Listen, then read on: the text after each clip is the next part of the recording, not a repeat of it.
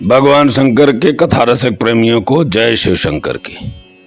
मैं पंडित अतुल तिवारी आप सभी का यूट्यूब चैनल भक्ति पथ द स्पिरिचुअल पथ पर स्वागत करता हूं एवं निवेदन करता हूं कि आप लोग चैनल को सब्सक्राइब करें, लाइक करें, कमेंट करें और भगवान शंकर की और भगवान श्री राम जी की लीलाओं का रसास्वादन हमारे चैनल पर करते रहें।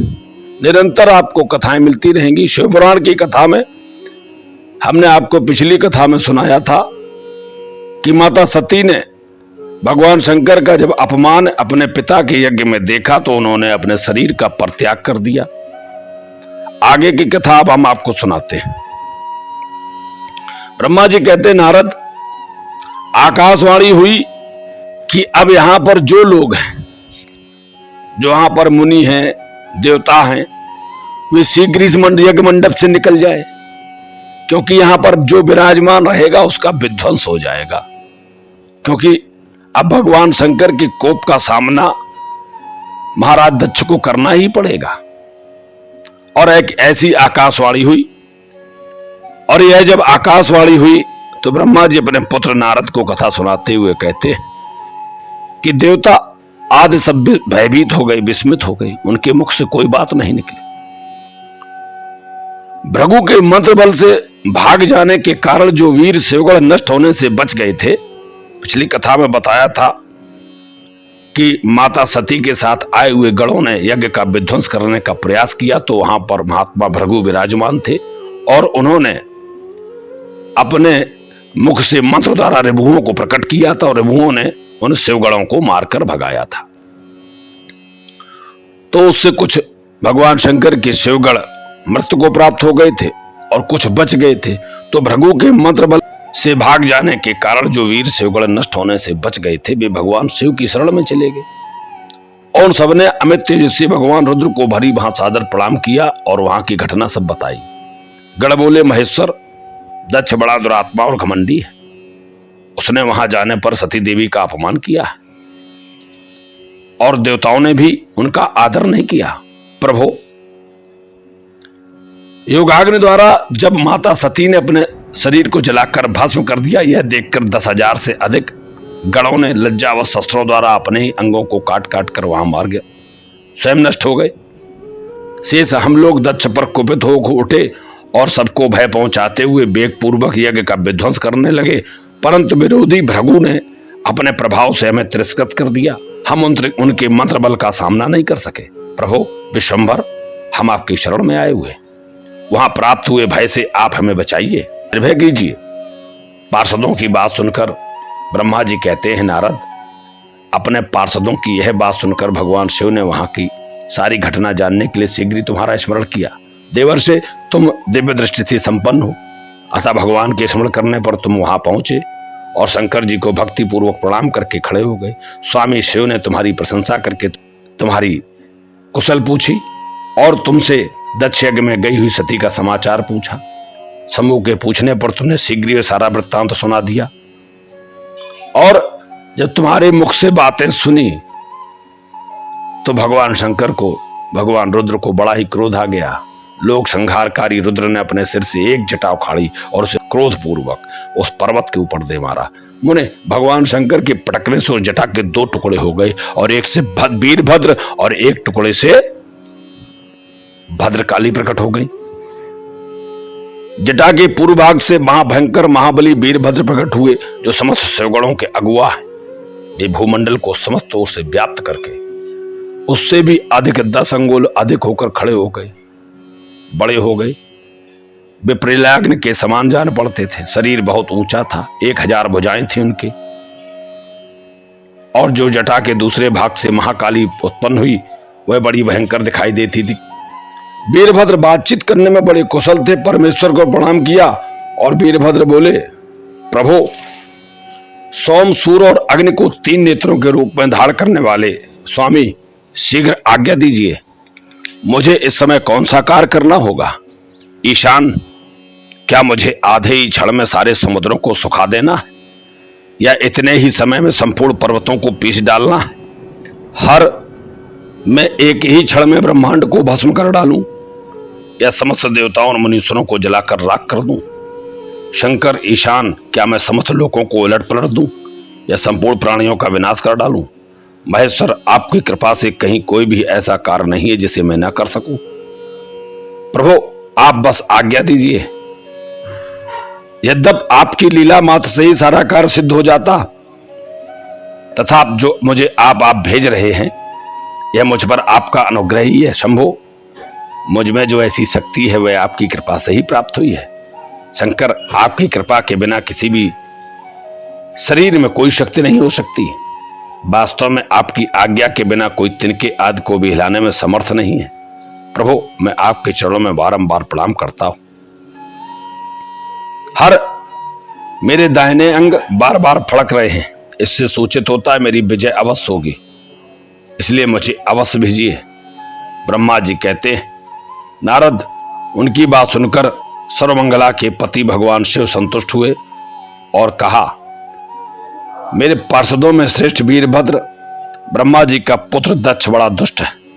उस मूर्ख को बड़ा घमंड हो गया है, अतः इन दिनों वह विशेष रूप से मेरा विरोध करने लगा है। तुम याग परिवार सहित यज्ञ को भस्म करके फिर शीघ्र मेरे स्थान पर लौट आओ। कोई देवता, गंधर्व, यक्ष अथवा कोई तुम्हारा सामना करने के लिए उद्धत हो तो तुम आज शीघ्र ही उन्हें सहसा भस्म कर देना। दधीच की दिलाई हुई मेरी शपथ का उल्लंघन करके जो देवता वहां ठहरे हुए हैं उन्हें तुम निश्चय ही प्रयत्न पूर्वक जलाकर भस्म कर देना। हम पूर्व के एक एपिसोड में महात्मा दधीच की शपथ का एपिसोड बना चुके हैं, आप लोग जाएं देखें कि महात्मा दधीच ने पहले कह दिया था कि जो इस यज्ञ में रहेगा वह अवश्य नष्ट हो जाएगा। और महात्मा दधीच भगवान शंकर के अपमान को ना सहने के कारण उस यज्ञ को छोड़कर चले गए थे। परम बलशाली वीरभद्र ने जब प्रमथ गणों सहित और महाकाली ने दक्ष यज्ञ विध्वंस के लिए प्रस्थान किया तो दक्ष और देवताओं को अपशकुन एवं उत्पात सूचक लक्षणों के दर्शन होने लगे। भगवान वीरभद्र वहां से चले तो उनके साथ लाखों पार्षदगण थे। उनका सबका स्वरूप रुद्र के समान था। उन गणों के साथ महात्मा वीरभद्र भगवान शिव के समान ही वेशभूषा धारण की रथ पर बैठे यात्रा कर रहे थे। उनके 1 सहस्त्र भुजाएं थीं। बड़ा सुंदर स्वरूप है वीरभद्र भगवान का। शरीर में नागराज लिपटे हुए थे। वीरभद्र बड़े बड़े ही प्रबल और भयंकर दिखाई देते थे। उनका रथ बहुत ही विशाल था। उनमें 10,000 सिंह जोते जाते थे जो उस रथ को खींचते थे। और उनके साथ काली, कात्यायनी, ईशानी, चामुंडा, मुंडमर्दिनी, भद्रकाली, भद्रा, त्वरिता तथा वैष्णवी, इन 9 दुर्गाओं के साथ तथा समस्त भूतगणों के साथ महाकाली दक्ष का विनाश करने के लिए चल देती। डाकिनी, चाकनी, भूत, प्रमथ, गुहक, कुसुमांक, परपट, चटक, ब्रह्मराक्षस, भैरव तथा क्षेत्रपाल, ये सभी वीर भगवान शिव की आज्ञा का पालन एवं दक्ष के यज्ञ का विनाश करने के लिए तुरंत चल देते हैं।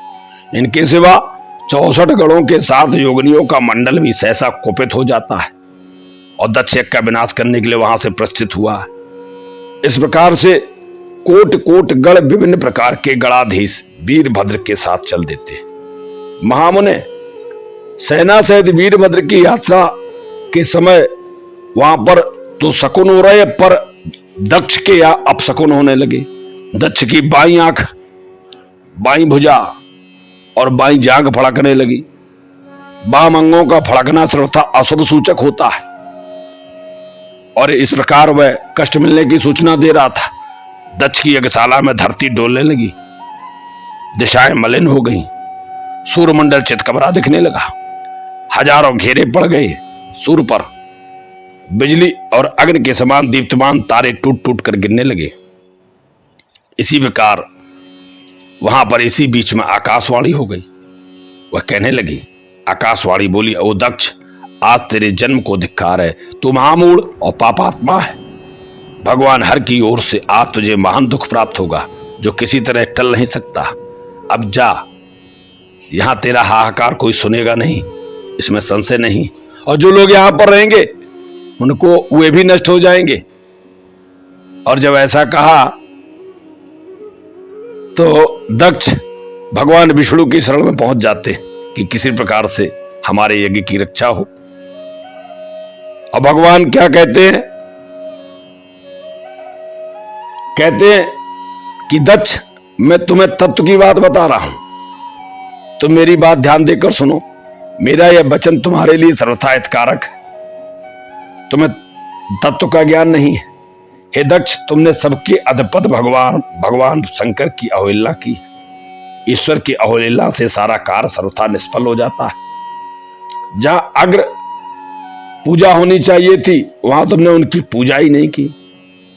जहां अपूज्य पुरुषों की पूजा होती है और पूजनीय पुरुष की पूजा नहीं होती है दक्ष, वहां दरिद्रता, मृत्यु तथा भय, ये तीन संकट अवश्य प्राप्त हो जाते। ईश्वरा अवज्ञा सर्वम कार्यम भवत सर्वथा, विफलम केवलम नैवम विपत्तिश्च पदे पदे, अपूज्या यत्र पूज्यन्ते पूजनोयो न पूज्यते, चीड़ तत्र भविष्यन्ते दारिद्र्य मरणम भयम। तो मृत्यु, भय और दरिद्रता ये वहां अवश्य आती जहां अपूज्य लोगों का पूजन होता है और पूजनियों की पूजा नहीं की जाती। ब्रह्मा जी कहते हैं, भगवान विष्णु ने कहा, आज जो भय हे दक्ष तुम्हारे पास उपस्थित हुआ है वह महेश्वर का अपमान करने से हुआ और उसे टालने में मैं समर्थ नहीं। मैं तुम्हें सच्ची बात कहता। भगवान विष्णु का वचन सुनकर दक्ष चिंता में डूब गए। उनके चेहरे का रंग उड़ गया। वे चुपचाप पृथ्वी पर खड़े रह गए। और उसी समय भगवान रुद्र के भेजे हुए गणनायक वीरभद्र भगवान अपनी सेना के साथ यज्ञ स्थल में जा पहुंचे। वे सबके सब बड़े सूरवीर, निर्भय तथा रुद्र के समान ही पराक्रमी थे। भगवान शंकर की आज्ञा से आए हुए उन गणों की गणना असंभव थी। और जब वहां पर वीरभद्र पहुंचे तो बड़ा सुंदर श्लोक है। आप लोग, जब वेद पाठ होता है तो भगवान की आराधना होती, तो भगवान वीरभद्र की भी आराधना होती है। भद्रम कड़े भी शुण्याम देवा, भद्रम पस्से माछ भिर जत्रा। और बड़ा सुंदर उनकी स्तुति है, उनका स्तुति करें। महावीरो भद्रा क्रतुफल प्रदाता वै पुरा, कृताय ज्ञाध्वंसा क्रतुपत सदेवा अधिगणा, महाकोपा जाता शिवगण प्रधानो बल निधा, मखम रक्षो देवा सकल समुदाय कुरु कृपा। ऐसे भगवान वीरभद्र की हम भी आराधना करें। और समस्त भगवत भक्तों, भगवान शंकर के चरणों में अनुराग रखने वालों, उनकी लीलाओं में, उनकी कथाओं में प्रेम करने वाले सभी भक्तों को मैं प्रणाम करते हुए इस एपिसोड को समाप्त करता हूं। अगले एपिसोड में यहां पर वीरभद्र भगवान जब यज्ञ का विध्वंस कैसे करेंगे, बड़ा ही सुंदर अवलोकन वर्णन हम आपको इसी शिव पुराण से करेंगे, इसमें कोई संशय नहीं। जय शिव शंकर की।